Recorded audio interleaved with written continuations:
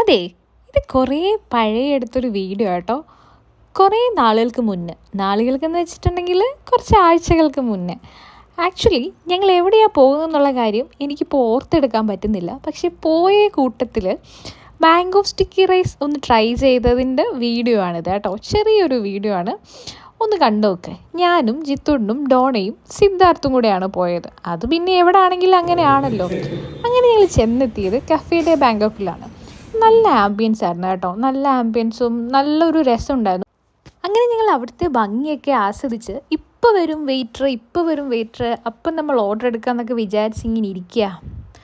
അങ്ങനെ ഞങ്ങൾ നോക്കുമ്പോൾ അതാ നമ്മുടെ അവിടെ ഒരു 2 ബോട്ടിൽ വെച്ചിട്ടുണ്ട്. ഈ 2 ബോട്ടിലും ഹെർബൽ വാട്ടറാണ്.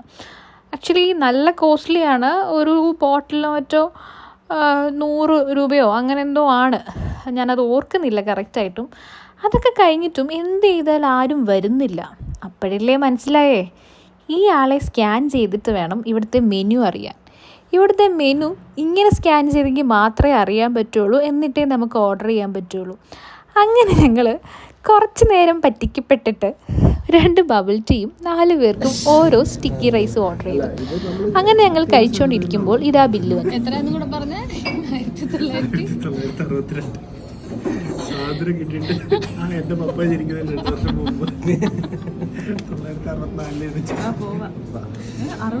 ഈ പറയുന്ന ഡോണയുടെ സൗണ്ടിൽ അത്ര എനർജി കാണുന്നില്ലല്ലോ നിങ്ങൾ അല്ലേ?